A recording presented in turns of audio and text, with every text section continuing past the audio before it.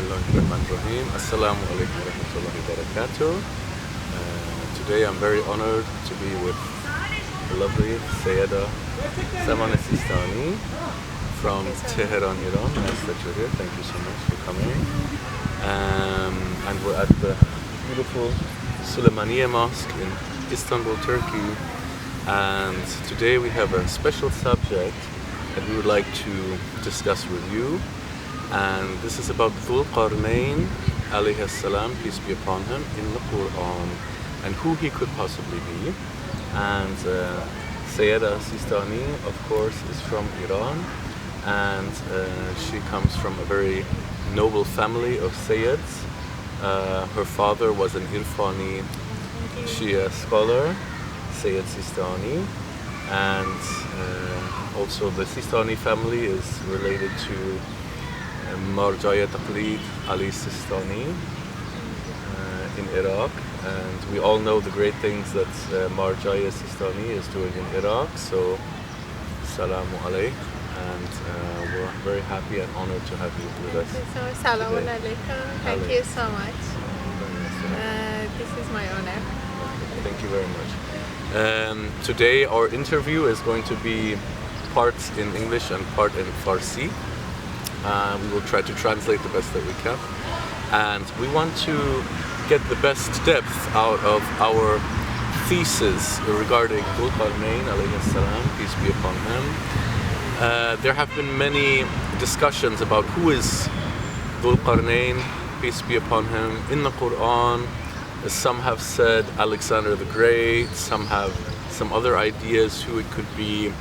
But we firmly believe, and also modern scholarship has demonstrated, that in fact Dhul Qarnayn, peace be upon him, could very well have been the very famous Achaemenid emperor Cyrus the Great, also known as Kabir, from ancient Persia. And of course, therefore, it's fitting to have a Seyyeda with us today to explain why this Iranian connection could be fitting, and how we can do the best that we can to understand who is Kabir and what is the meaning of Kabir for the Iranian culture. So maybe we can start with that. Kabir کی بود و چی معنی داره برای ایرانی ها و برای فرهنگ ایرانی، فارسی و اسلامی شاید. بسم الله الرحمن الرحیم. فرست اینکه کوروش کبیر بوده، فرست سلطان هخامنشی که حکومت هخامنشی رو در ایران ملک کرد و این حکومت هخامنشی بود حکومت که میتونستن در آل ورد، یعنی اینها پاور داشتن و حکومت کردن. Thank you. Sorry. So to start with, Cyrus the Great, Kabir, we will just say Kabir alayhi salam, peace be with him. We want to start by saying, of course, he was a great emperor in the time of the Achaemenid Empire. And he ruled over a very large kingdom, which at the time was known as the largest kingdom in the so-called civilized world of its time, the greatest civilization at its time, which was the ancient Persian Empire. And he also brought the laws of the Achaemenid Empire to all corners of the known earth at the time. و این بود در آل تاریخ، این هست جاست سلطنت که از شرق تا غرب رو یعنی سلطنت کردن و هیچ سلطنت در شرق داریم، در تاریخ شرق داریم که میتونسته این بکنه، چون یعنی امپراتوری چین بوده، خیلی بزرگ امپراتوری هند بوده نه که در تاریخ، اما اینها هیچ نتونستن که امپراتوری آل ورد رو میگیرن. اما این جاست کوروش بود و هخامنشی بود که این کرد و کوروش میتونست این رو بکنه، چون در قرآن یک چیز که هست از ذوالقرنین میگه این هست که این بوده یک امپراتور که از شرق به غرب رو امپراتوری کرد و اگر در آل تاریخ ببینیم جاست کوروش این بوده. So another important feature of Cyrus the Great is that he had an empire which at the known time of the world really ruled from the east to the west. And if we look in the Quran, there are ayat about Dhul Qarnayn alayhi salam, peace be upon him, in Surah Kahf, where also the story of Musa and Yehoshua is mentioned, the Majmul Bahrain is mentioned, and then comes the Dhul Qarnayn is mentioned, and you can see therein that it is spoken about an emperor that truly ruled from the east to the west, same as Qurosh al-Kabir. اما خب در تاریخ اسکندر مقدونی هم میتونست امپراتوری آلبورد رو داره، اما این هست این دیفرنت که اسکندر مقدونی از غرب رفت به شرق، نه از شرق رفت به غرب. اما خب ذوالقرنین این که میدونیم یک پیامبر بوده که از شرق به غرب رفته، نه از غرب به شرق رفته. برای اینه که یک چیز که ما میگیم که پس اسکندر نمیتونه ذوالقرنین بوده، یک چیز هست این. So there is of course the famous more classical position that Dhul Qarnayn in the Quran is actually alayhi salam, peace be upon him, is actually Alexander the Great, okay, the Macedonian, let's call him Alexander the Macedonian. But there are several things that might speak against this theory. One of which is that, of course, Alexander of Macedonia came from the west and moved to the east, whereas in the Quran, famously, Dhul Qarnayn, peace be upon him, moved from the east to the west. Another thing که برای ایرانی ها یعنی کوروش رو مور از این میدونن و خیلی مهمه، اینکه این بوده first انسان در آل تاریخ آلبورد که حق انسان ها رو، حقوق بشر رو که الان یعنی در آلبورد هر کانتری میخواد بگه که من میفهمم حق انسان ها چیه، فرست تایم این رو کوروش نوشت که الان این هست در موزه انگلند، منشور کوروش که میتونین یعنی در اینترنت سرچ میکنین و فوتوی عکس این رو میبینید و ترجمه این که این چی نوشته هست در اینترنت که الان برای این حقوق بشر یعنی حقوق انسان ها که الان در دنیای مدرن نوشتن، گفتن که ما از این چیز که کوروش نوشت این رو گرفتیم که چی حق انسان هاست که داشته باشه. یعنی حق انسانیت، حقوق انسانیت، حقوق انسانیت که بهش در فارسی میگیم حقوق بشر. بشر یعنی انسان ها و حقوق هم که یعنی حقوق بشر که میگیم. و این در ایران خیلی برای ایرانی ها یعنی خیلی اونر هست، خیلی مهمه که افتخاره که یعنی این زمان که هیچ اصلا انسان ها اباعت این چیزها فکر میکردن، کوروش این رو نوشت. So one of the wonderful things that Qurosh al-Kabir is remembered for in Iran, perhaps the most important thing, is that he was the first to actually codify and write down human rights as a law. In other words, the Achaemenid civilization were the first to actually create a kind of a Magna Carta or a kind of a magnum opus of laws of the humanity, the human rights laws, something like a charter of international human rights at a time when, you know, this was many, many thousands of years ago, and this was not known to the civilized world or any part of the human race really at the time. And this is of course a great honor for the people of Persia, of Iran, and a great cultural honor as well that if you ask me, the Persian people carry inside them. Yes. So you are the books of Qurosh al-Kabir to you as insan. And in fact, this is his legacy. and this is a kind of a prophecy of human rights, if you will. And this is the deep idea that Dhul Qarnayn was like a prophet of human rights in the Quran. و another thing که هست این که الان در دنیا میبینیم که خیلی یعنی نمیدونم فمینیسم خیلی گروه ها برای زن ها میک میکنن که یعنی اینها بتونن حقشون رو میگیرن که اما فاینالی در این گروه ها حق اینها بعد میشه تا که بتونن حقشون رو میگیرن.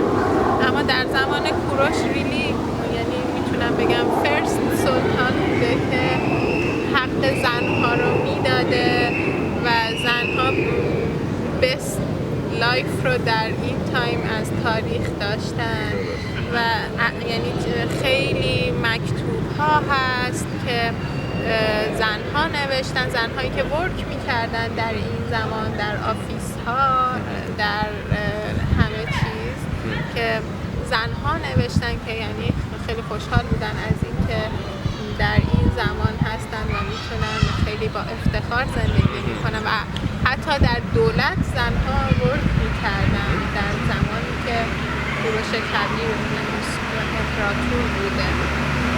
So another, really beautiful aspect of the laws or the human rights charter that Cyrus the Great, Qurush Kabir alayhi salam, created was actually for the women, our wonderful ladies. And we have groups nowadays, as Seyyeda Sistani was telling us now, we had groups nowadays, like feminist groups, trying to acquire somehow the rights for the ladies, but actually this was written in codified law already thousands of years ago by Qurush Kabir alayhi salam, and therefore it's really a highlight for the Iranian people when you interact with the Iranian people, and you see the position of the woman is very high. Still today the position of the woman is very high, and this is a wonderful aspect of the legacy of Qurush Kabir alayhi salam. And you can see the codified law of Qurush Kabir alayhi salam in one of the British museums, probably in London. We will find out for you, and we will write in the comments. In the Louvre also, yes. Also, I know that in the Metropolitan in New York there are also remnants of Qurush Kabir civilization. So, if you don't happen to be in Iran and you are somewhere in the West, maybe New York, London, Paris, you have a good chance. In Berlin there's also a very large archaeological museum which has remnants of the Achaemenid civilization. باز همه مهمتر اگر میان در ایران تراول میکنن در پرسپولیس این پیکچرها که در استون کردن در زمان کوروش اگر ببینن این هست خوب که میفهمن زنها در این زمان چی بودن. پیکچرهایی که از زنها کردن چقدر یعنی ریسپکت داشتن برای زنها. هر زمان خیلی انسانها با این زنها بودن که بودن تیکر از این شادو میکردن یعنی براش. و لباس یعنی حجاب اما پرفکت یعنی قشنگ لباس. از یعنی اگر هیچ بخونیم در هیچ موزه بریم جاست بیایم در پرسپولیس و این رو ببینیم میفهمیم که کوروش برای زنها چی بوده و آل هخامنشی یعنی برای آل انسان، چون اگر میتونم در فارسی میگم چون این است یک چیز اگر برای زن خوب است البته برای ما مردها خوب است. یعنی شما هستید افتخاره. اگر شما بد شدید ما also بد شدید. اگر شما خوب هستید This is how it is. In Islam it's like this particularly. و حتی در معماری پرسپولیس اگر ببینید این پله ها می‌بینید که هست چون خیلی خیلی پله هست. شاید نمیدونم مثلا 200 تا 300 تا پله است که باید اینها رو میری بالا، اما اینها هست خیلی شورت و اگر میخونین در تاریخ که چرا هخامنشی و کوروش در معماری هر زمان این چیزها رو بودن تیکر، چون اعتقاد داشتن که اگر زنهای ما میخوان در اینجا واک کنن ما باید یک معماری بکنیم که برای زنها ادب داره و لباس اینها یعنی نمیره با ادبی زنها یعنی چون برای مردها که یعنی اگر پای اینها رو میدیدن چی هیچ پرابلم داشتن نه و این بوده پاور مردها که میگفتن او ما خیلی میتونیم لانگ واک میکنیم نه یک چیز بوده براشون اما چون زنها میخواستن حجاب اینها تیکر هست ادب اینها چی هست در معماری هر زمان برای زنها کردن نه برای مردها. So I'll just translate the whole thing. Okay, so Samaneh John was saying that if you are in Iran and you have a chance to go to Persepolis, you will see many of the frescoes cut into the walls. And what you'll see there are many pictures of different scenes of the time of the Achaemenid Empire, particularly the time of Kurosh, alayhi salam. And what you'll see is also the position of the ladies, in the Achaemenid times. And you'll see how much care is taken and respect is given to the ladies in the time of the Achaemenid Empire. And particularly, you'll see the ladies in full hijab. Actually, of course, the Achaemenid were Zoroastrians or Zoroastrians, so they followed a law of the book. Yes. پرسپولیس رو کوروش میک نکرد اما این بود فرهنگی که در کوروش داد به هخامنشی. So Kurosh was of course not the first emperor of the Achaemenid Empire, but he was the most famous and he was the one who made the largest land, let's say, and brought the Achaemenid culture to all corners of the earth, as they say in the Quran, from the east to the west. And you see the ladies so in full hijab and these frescoes, and also they made the steps really small and short so that the ladies wearing long dress to the ankles, could walk up the steps without revealing themselves, and therefore were not placed at a disadvantage against the men who were obviously, walking, able to walk, larger, higher steps. So even this small, example of how the steps were made in the architecture of the Achaemenid show the high position and the respect that the Achaemenid civilization had for women in particular. And I would add that it's a very Islamic value that if we take care of our ladies and if they're our honor, this is also our honor as men, And this is why the position of the woman in Islam should be like the position of the women in the Achaemenid Empire. Yes, there's a full hijab and there's a full body covered, but we take care of our women and we make sure they have a high position in society. So this is not some kind of a paradox, but we should be able to resolve this as it was done thousands of years ago. If they could do it then, we should be able to do it now, inshallah. Okay, and another few aspect that I would like to highlight is people go into scholarship and they ask, how can we be certain that Cyrus the Great, Qurush Kabir, is Dhul Qarnayn alayhi salam? I ask a different question, and I ask, what are the basic fundamental necessities of a prophet in Islam? So if someone should be prophet, what qualities should they possess? And then we compare, Qurush Kabir with Alexander of Macedonia, and we just see a very large difference in the personality and in the belief system and in the way that they achieve their goals. I will translate this. So الان که خیلی انسان‌ها میخوان بفهمن چرا ذو قرنین میتونه شده در قرآن، انسان ها میگن مثل شاید هست قروش کبیر، شاید هست الکساندر، شاید different انسان میتونه شده. اما مهمه که ما بفهمیم یک نبی یعنی کیه، یعنی در اینساید او یعنی معنی چیه، یعنی معنی کی بود، یعنی از چطور یعنی این که گرفت چطور یعنی همه چیز که کرد.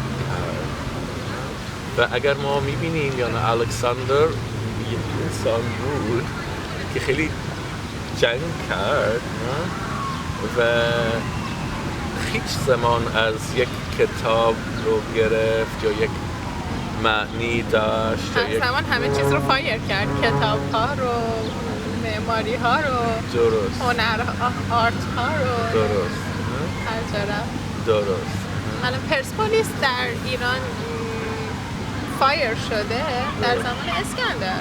اسکندر این رو فایر کرد. چرا یک پلیس که خیلی قشنگ هست لایبرری داشته، نمیدونم چی میگن بهش، برای یعنی کنفرانس، تئاتر، نمیدونم آرت، نه حال اینها رو این فایر کرده. And if we compare this, so I will translate. So, of course, Alexander of Macedonia, when he moves from the west to the east, he's actually destroying civilizations. He's killing many people. Of course, in a war, there are always going to be casualties, but you can see in the history that he's literally eliminating civilizations, setting fire to libraries, setting fire to works of art, destroying cities and civilizations, and there are many historical evidences of this in the area of Turkey, in the area later of Central Asia, what is now Iran, and later even in India. So Alexander actually made it to India, and there's where he got sick and he actually died because he couldn't handle the weather and the climatic conditions. And also there are many... Right. Right. Okay, so Darius was the one who came then, right? And alayhi salam. And actually, it's funny that there are many stories of Indian yogis that meet with Alexander, and they picture Alexander like a little child, because he was very young and he had very little life experience, yeah? So they picture him like a little child who comes to the yogi, and the yogi is an old man with no clothes, and he's just sitting under a tree, and Alexander is like, what's going on, huh? I'm telling him I'm going to kill him, and he just okay, just kill me then. And the yogi is just peaceful, and Alexander says, how can you say this to me, no? And the yogi says, so go find the truth, no? Go find the truth, because you know nothing, yeah? So this person should be Dhul Qarnayn in the Quran. I find it very hard from the aspect of Ma'nawi to explain this or understand this. And I really, at this point, I have to think, how did the scholars for many hundreds of years think that someone with this kind of culture and this kind of ideas could possibly be a prophet, a Nabi in the Quran, yes? How can they think this? I don't understand how they could think this, yeah? And when you compare this to the philosophy of Qur'an Kabir, alayhi salam, give a different picture. So explain please, how do you see Qur'an Kabir in the Quran? What's your idea? اگر بخوام خیلی شورت اما خیلی دیپ بگم، جست فربهر رو ببینید که این بوده تفکر کوروش که پندارنی، گفتارنی، کردارنی، که اسلام هست چیزی مور از این که یعنی خوب بکن، خوب بگو و خوب بکن و این هست فینیش که ما بگیم این هست یک short Quran, no? It's the Quran for Instagram. That's a good Quran for the Instagram generation if you're watching on Instagram. اما اگر اسکندر یک چیز سیم از این داره، بعد میتونیم بگیم که اوکی میتونیم فکر کنیم maybe این maybe اون. درست. اما ببخشید. Yeah, این نداره یعنی. So I'm asking Samaneh John, how do we see Qur'an Kabir? It could be in the Quran, alayhi salam, and she says if you want a short but very deep answer, just look at the Far Bahar in the old Zoroastrian Zoroastrian culture, which is of course this winged bird with the head of the Persian emperor, and the idea of exactly Zarathustra alayhi salam exactly is the prophet of the head of the Far Bahar, and Zarathustra is the name in English, and or Zoroaster, and the idea behind the Far Bahar is good thoughts, good words, and good actions. Okay, and if you want to condense the Quran and Islam into a very Instagram kind of message that today's Instagram generation can understand, then we should just say the Quran is very simply good thoughts, good words, and good actions. And this is a very clear, very deep demonstration of why Dhul Qarnayn alayhi salam in the Quran could be Qur'an Kabir alayhi salam. و این زمانی بوده که آلورد نمیدونم میترائیسم بودن، یعنی خیلی یکتا پرست، یعنی توحید نبوده در هیچ پلیس از ورد، اما یعنی زرتشت اومد گفت که الله هست یکی. چرا یهودی ها بودن در این زمان، اما خیلی کم بودن، چون در خیلی اینها رو یعنی کاید کردن، خیلی در بابل اینها در زندان بودن.